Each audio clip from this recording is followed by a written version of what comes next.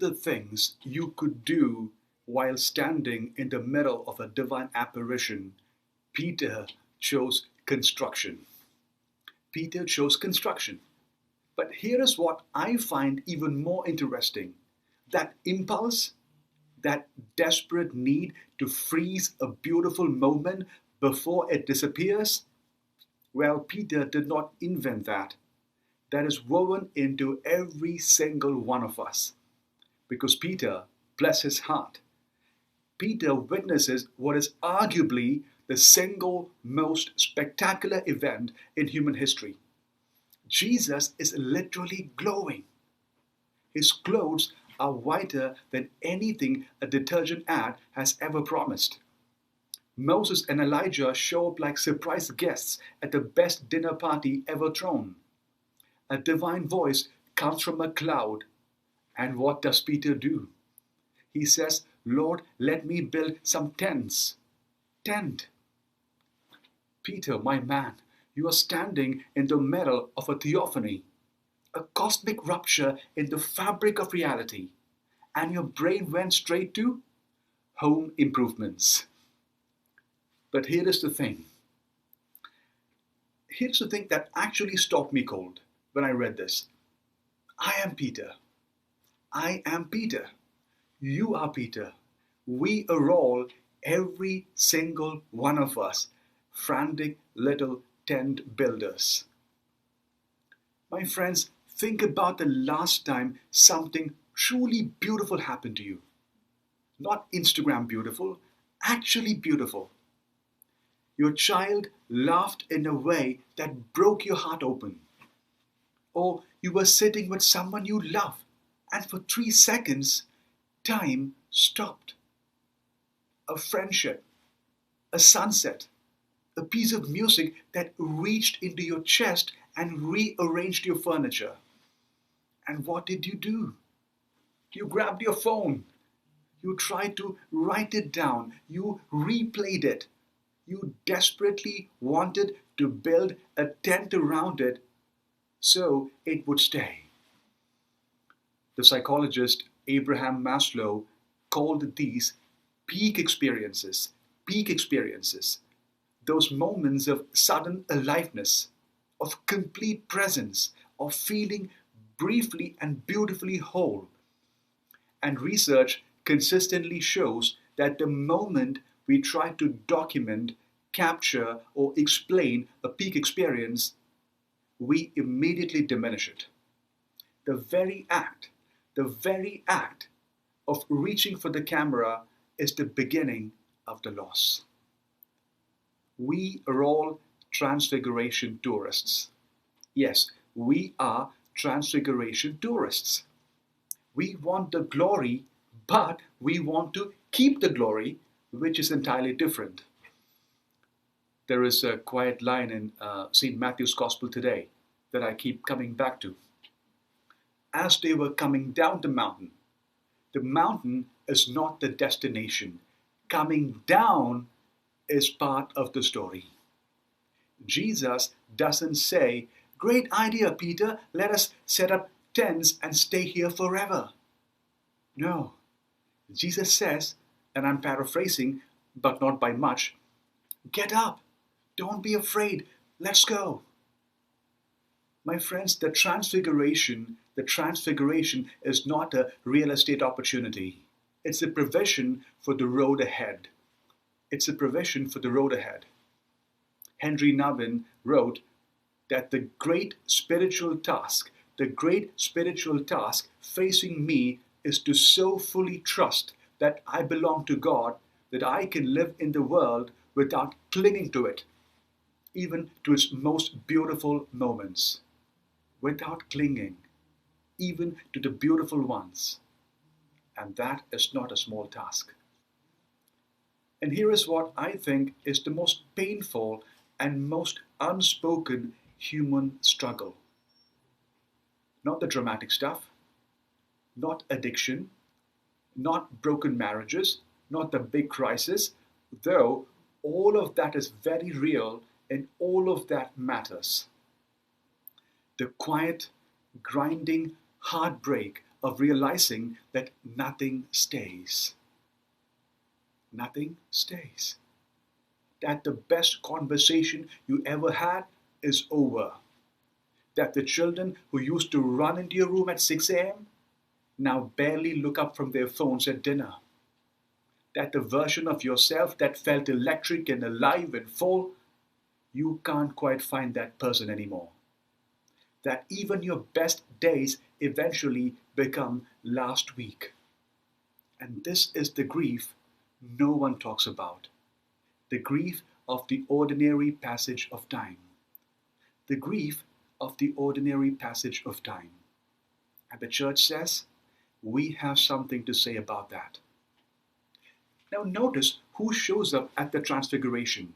Moses. Moses, who spent 40 years wandering in a desert he never got to leave.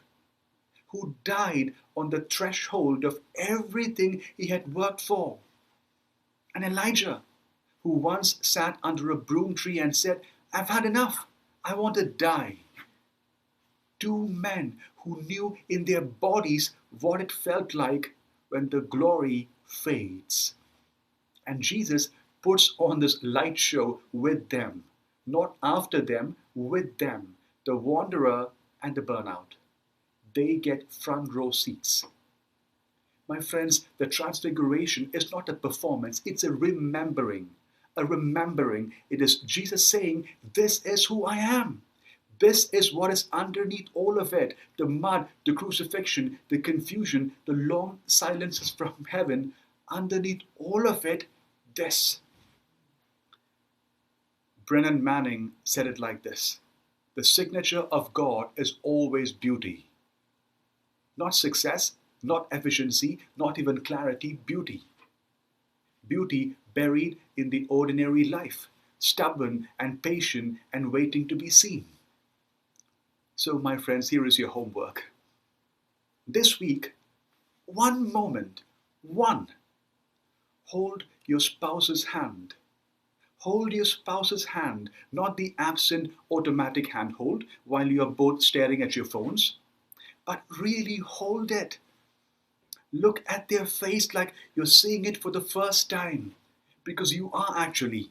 You have never seen them at this age, carrying these particular years, with this exact light falling on their face. That's a once-in-a-lifetime event happening quietly in your kitchen, and you nearly missed it because you were checking email. Or go find your mom or dad, or your grandma, or your old friend you keep meaning to call. Sit with them, not to update each other, not to catch up, not to fill the silence with noise, just to be there, in the same room, in the same breath, and let that be the whole point. Watch your child sleep. If you haven't done that recently, just stood in the doorway for 30 seconds watching them breathe, you have forgotten something important about your life. Go remember it. Or watch a dawn. Sit with the sunset all the way to the very last color. That final thin line of orange before the sky goes dark. Don't photograph it. Or if you must take the photo, put the phone down after and look at the real thing, which is always more than the screen can hold. The photo knows that too. That is why it always looks smaller. Or have a real conversation this week. A real conversation. The kind where you are not waiting for your turn to speak. The kind where something true gets said and you both feel it land. And there is silence afterwards that neither of you rushes to fill. These conversations are rare and they are sacred, and we let them happen far too infrequently because we're all just a little bit afraid of that much realness. Yes, we are afraid of that much realness. Or, and I mean this with everything I have, Sit in silence. Sit in silence. Sit in silence with God. No words, no agenda, nothing to produce, just you and the presence that holds the entire universe together in the same room. That silence is not empty. That silence is the most full thing you will experience all week. My friends, do not build a tent around any of it. Do not immediately explain it to someone. Just be in it. Feel the full weight and gift and strangeness of being alive in this body, in this moment, on this particular Tuesday or Wednesday or Saturday, and let it be complete in itself. And let it be enough. When the voice came from the cloud, the disciples fell on their faces in fear. And the very first thing Jesus does, he touches them. He touches them. Not a speech, not a doctrine, not even a 7-step plan. A touch. Get up, he says. Don't be afraid. In every moment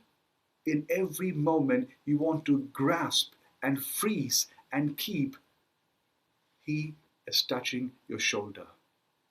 Get up. Don't be afraid. We have a mountain to come down from, and there's a whole world waiting. My friends, the glory does not live in the tent you built to hold it. It lives in you already, walking down the mountain, doing the ordinary, the ridiculous, the magnificent, exhausting work of being alive. Of being alive. You are already the dwelling place of that light. Go and be transfigured. Go and be transfigured. Amen.